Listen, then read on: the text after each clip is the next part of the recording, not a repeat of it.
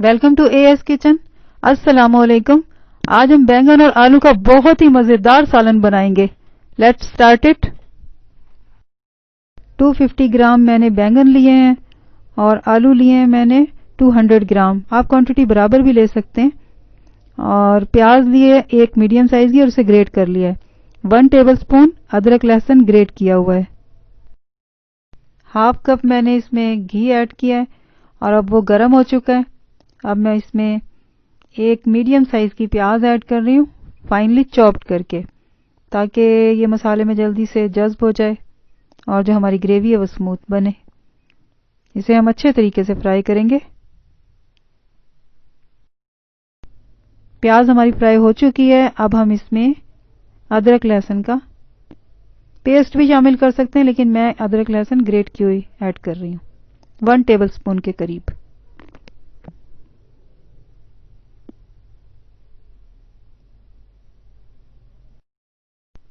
मसालों में सबसे पहले हम इसमें ऐड कर रहे हैं खसखस। 1 टीस्पून इसका पेस्ट बना के मैंने ऐड किया है। और जब भी आप खसखस यूज़ करें तो उसको धो ज़रूर लें, क्योंकि उसमें मिट्टी बहुत ज़्यादा होती है। थोड़ी बहुत नहीं, हद से ज़्यादा मिट्टी होती है। अब हम इसमें ऐड करेंगे 1 टीस्पून रेड चिली पाउडर, लाल मिर्च पाउडर। और अब हम इसमें ऐड करेंगे 1 टीस्पून धनिया पाउडर। और अब हम इसमें ऐड करेंगे हाफ टी स्पून गरम मसाला और हाफ टी स्पून हल्दी पाउडर। इसका मेन इंग्रेडिएंट जो है वो है खसखस। खसखस से बैंगन में इतना ज़बरदस्त जायका आता है ना, बैंगन को मज़ेदार खसखस ही बनाती है। और अब हम इसे अच्छी तरह से भूनेंगे ताकि मसालों की जो कच्ची स्मेल होती है वो ख़त्म हो जाए। जो मसालों की कच्ची स्मेल है वो खुशबू में बदल जाए और खाने फिर टेस्टी हो जाते हैं। और अब मैं इसमें ऐड करूंगी एक बड़े साइज का टमाटर, वो मैं फाइनली चॉप्ड करके ऐड करूंगी। और मैं उसकी स्किन रिमूव नहीं करूंगी। उसकी वजह यह है कि जो उसकी स्किन है वो फाइबर है। अगर फाइनली चॉप्ड करके ऐड करो टमाटर को तो वो घुल जाती है। बिल्कुल ये स्मूथ ग्रेवी बनेगी और ये इसमें घुल जाएगा। तो मैं कभी भी स्किन रिमूव नहीं करती टमाटर की। मसाले का पानी खुश्क हो चुका है। अब हम इसमें थोड़ा सा पानी ऐड करेंगे और फिर इसे भूनेंगे।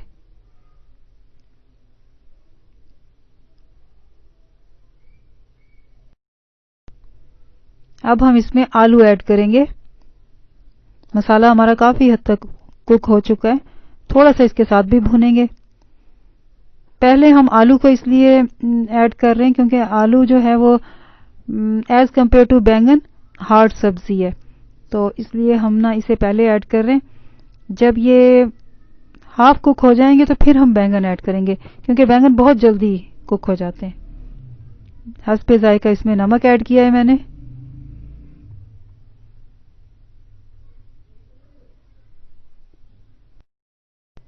आलूओं को हमने मसाले में अच्छी तरह से भून लिया है और ये हाफ कुक हो चुके हैं। अब हम इसमें बैंगन ऐड करेंगे।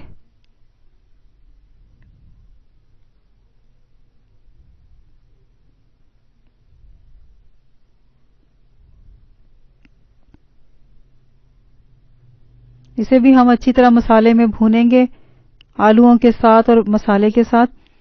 फिर दोनों एक साथ तैयार हो जाएंगे, दोनों एक साथ कुक हो जाएंगे। कुछ देर तक हम इसकी भुनाई करेंगे। उसके बाद फिर हम इसमें थोड़ा सा पानी ऐड करेंगे। जितनी हमने ग्रेवी रखनी है उतना पानी ऐड करेंगे। आप भी अपनी मर्जी से रखिएगा। अगर आप थिक रखना चाहें तो कम रखें, पतला रखना चाहते हैं तो ज़्यादा रखिएगा। और फिर हम इसे कुछ देर के लिए ढक के पकाएंगे।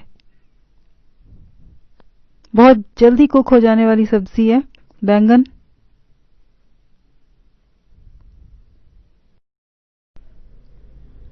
अब हम इसमें शोरबे के लिए पानी ऐड करेंगे।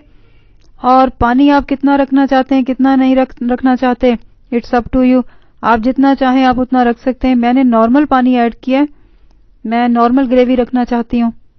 अगर आपने थिन रखना है तो आप ज़्यादा ऐड कर दें, अगर आप थिक रखना चाहते हैं तो आप कम ऐड कर दें, जैसी आप रखना चाहें आप रख सकते हैं। और अब हम इसे कुछ देर के लिए कवर करके पकाएंगे और ये तकरीबन 7 से 8 मिनट तक गुजरेंगे तो ये मुकम्मल तौर पे पक चुके होंगे, क्योंकि हमने इसे भूना भी तो है, मसाले के साथ भी ये हाफ कुक तो हो चुके हैं। अब थोड़ी सी कसर रह गई है, वो अब हम ढांक के पकाएंगे और वो तकरीबन 8-10 मिनट के बाद ये तैयार होगी रेसिपी आज की।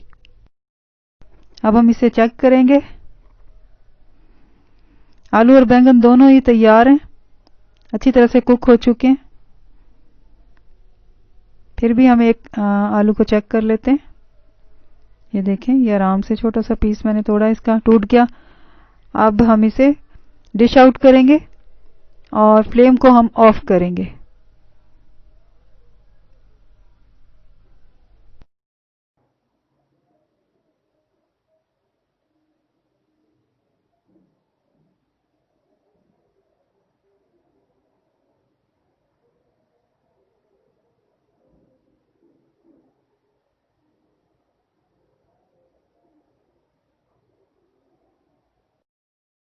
बैंगन आलू की ये रेसिपी बहुत ही ज़बरदस्त है।